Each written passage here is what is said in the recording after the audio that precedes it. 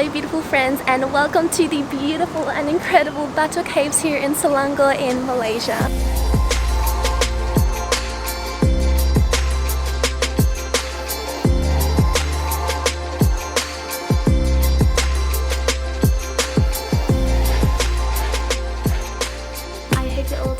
Today friends, and welcome back to my channel. Thank you for being here, and today I am very excited to share with you my experience this morning at the Batu Caves in Malaysia. This was definitely one of the coolest and most unique places I have ever visited on my travels. This is one of the most well-known attractions in Malaysia, so I thought I'd share with you my insights, my tips, and I hope that this inspires you also to visit this incredible place. So this morning I woke up at 5 AM and I got ready by 6, and initially I did plan on taking the MRT from KL Central to Batu Caves station, since when I arrived at the airport in Kuala Lumpur I had already bought an MRT card at the airport. Today I thought I'd finally use it, and I still needed to get a car from my accommodation area to KL Central, but when I was searching for a Grab outside my accommodation area I waited and waited and waited, and there were just none. And then I literally manifested within a few seconds a taxi. That is how powerful the law of attraction can be. It was like so amazing.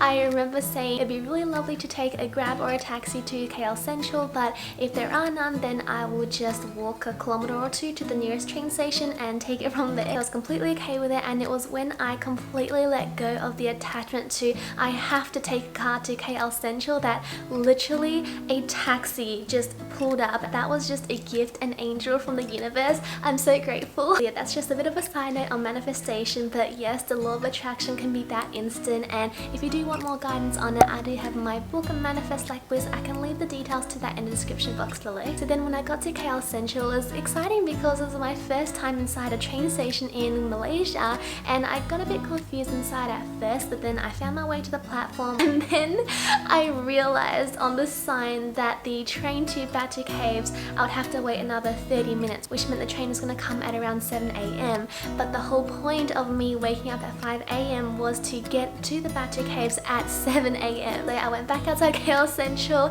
and I got a Grab really easily, and I took it from there to Batu Caves, and it was actually a lot more affordable than I thought. I was so surprised. For the 20-minute journey it was only around 6 Australian dollars or 18 ringgit. Usually I would just round it up, and I gave the driver 20 anyway, and I remember my first impression was I was just so excited to finally see in real life, because this is a place I've always wanted to visit. So it was just so incredible, so colorful. You know how in photos you put up the saturation? It was like saturation but in real life. I was kind of surprised it was still quite dark outside at 7 AM, but the great thing was that there weren't many people at all, of course, and there were mainly locals actually going to worship. So it is currently 7 AM and I've made it now to the Batu Caves. I am so beyond excited. I actually can't believe I'm here. Oh my goodness, it's actually incredible in real life. Lots of birdies. Absolutely amazing. I don't think words can even describe it. And because I've come bright and early, there are not many people here at all. The gates to the stairs open at 7 AM, so I intentionally arrived as early as possible. And because, like I said, this is one of the most popular tourist attractions, so it does get very busy at the middle of the day.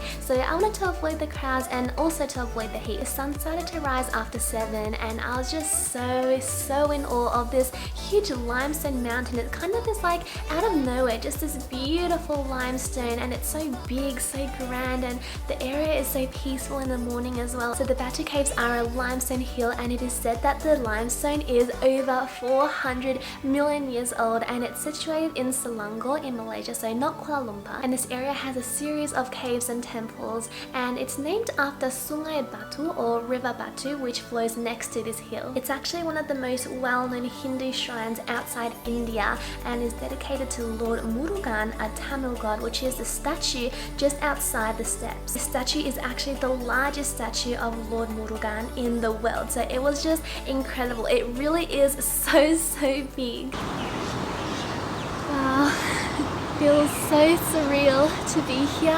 How colourful is it? At the moment, most people who are here aren't actually tourists. They are Hindus here to make the pilgrimage. This is a very sacred site. I'm just so grateful to be here, so happy. It's amazing. This is definitely a place worth visiting here in Malaysia, especially if you're in Kuala Lumpur. It's a very quick drive. So to get to the main cave called the Temple Cave, at the top of the stairs, you actually need to go up 272 beautifully painted stairs. It was, mind you, quite steep, and actually I saw a lot of locals coming in the early morning to do their exercise on the stairs as well. They were actually recently repainted in 2018, I think August it was, and that's why it's become even more popular. First I took some photos and I just admired this beautiful place. And so also, if you do want to take some photos and you don't want too many people in the background, then I highly recommend that you come early. I am very sweaty now, but we've made it to the top and it's just so incredibly beautiful. And let's go check out what's inside there. It is so big, a lot bigger than I thought. I actually didn't have any expectations, but it was just grand. I've never seen anything like that before, and there were more temples inside. It was so colourful. This cave is just amazing. Everything you see is limestone. There's lots of statues around, a very sacred holy place. Oh, lots of roosters in here too. Hello little one. Oh, you're so beautiful. I'm so in love with how colourful this place is. It's amazing just the abundance and diversity of cultures that are celebrated here in Malaysia. There were actually some ceremonies going on inside the Hindu temples as well, where the locals were playing some musical instruments, and it was just a really lovely sight to see and learn more about this faith and how the Hindus practice it.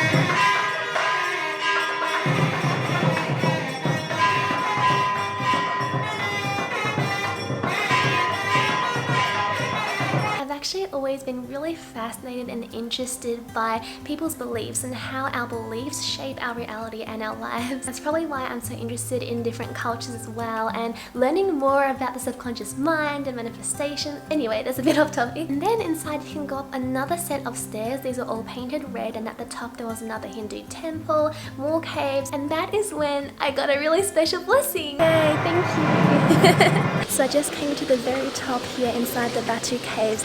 I was just looking around, and one of the, I'm not too sure how to respectfully address them, but they work here in the temple. They spend all their days here, and he just told me to come in. I took my shoes off and he just gave me a blessing, and that's so special. I've never had this blessing before. It's so cool.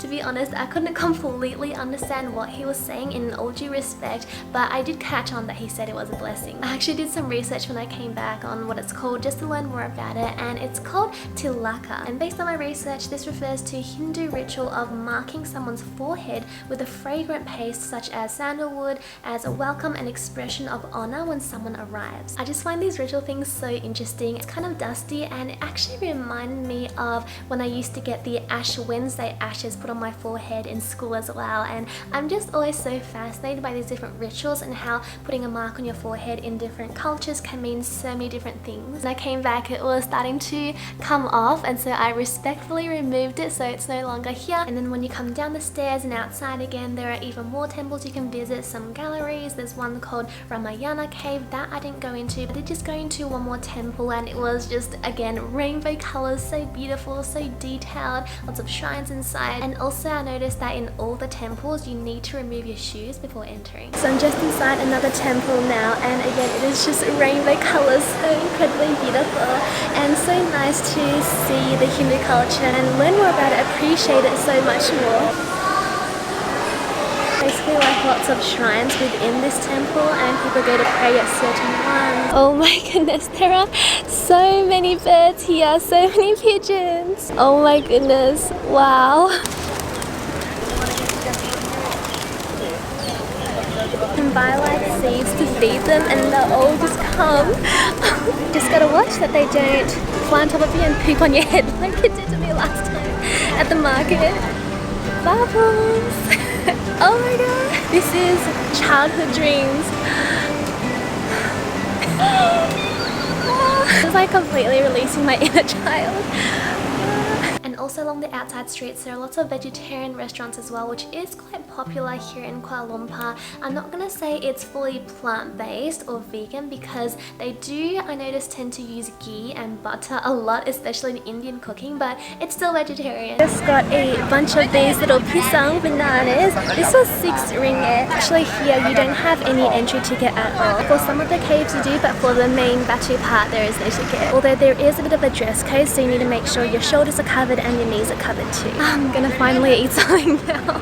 I didn't have breakfast, so having my banana now. I was there for a few hours and this really is a sacred site of worship for the Hindu and also a pilgrimage place for the Hindus worldwide. And also something that just came to mind today that I just want to talk about, just bring some light to, something I've become a lot more conscious of, is that when you do go to these touristy places like the Batu Caves or anywhere in the world that's popular, don't go just for the photo, and remember to embrace the experience as well and enjoy yourself, and don't get too caught up in taking the photo, but really be present. Allow yourself to have the authentic experience of truly being there. It's just something I've been a lot more mindful of since traveling more now and taking more photos. I really genuinely love taking travel photos and sharing the beauty of the world to you and inspiring you to travel as well, to have an open mind and seek the beauty in everything. That being said, it doesn't mean that I just go to a place just for a photo. I love admiring the place and learning as much as I can about it and just always embracing the experience, because like I say all the time, life is truly about the experiences. Social media is a really powerful tool and I love using it. I love connecting with you and replying to your DMs, and it's really allowed so many people, including myself, to see places to visit and be inspired. And while that's an amazing thing that can really support the local economy of that place, sometimes it can do some damage as well, and that's just what I want to make you more conscious of. Damaging the environment is not worth just a photo, so if you do go to these places, always take your rubbish with you, appreciate the place, seek to learn something new and be respectful as well. I'm not judging at all, I just want to put it out there to not stress or worry over not having a photo at a particular place. Worrying and stress is never worth your precious energy, especially over a photo. Always be conscious and ask yourself, why do I want this photo? Is it to impress others? Of course, there's nothing wrong with the desire to take a photo. I love it myself, like I said. Worrying and stress comes from the ego, so when you bring yourself back to the present moment, when you breathe deeply, and it doesn't just relate to photos, whatever it is in life, we all get stressed and worried sometimes, but that just comes from the ego when we subconsciously are choosing fear. So when we bring ourselves back to the present, that dissolves the ego and you can choose love over fear. I guess this topic is a bit more for creators, but I also know that a lot of you are aspiring YouTubers and want to create videos and content to inspire the world, and I encourage you completely. And just for everyone in general, always be mindful of where you travel to and really have fun in life. Oh, and also I know a lot of you have been asking how I take solo travel photos. I've mentioned it a few times, but I always have my tripod with me, and also feel free to let the community know on your insights about taking photos and anything else you want to share as well. So after my lovely visit, I took the Grab back to Central KL, which was about half an hour, and that was 28 ringgit. Just got back and got some more fruit at the market, or the supermarket. Some fresh mango. I've been loving mango so much recently. And also a watermelon, which I haven't had in so long, and I always bring my reusable bag. Watermelons always remind me of my sister and my dad because they love watermelons so much and they can get through a whole thing in like a day. Looks so juicy. Another thing I love about Malaysia are the fruits. They're always so sweet and nice and juicy and just right, just what I need. I'm so thirsty.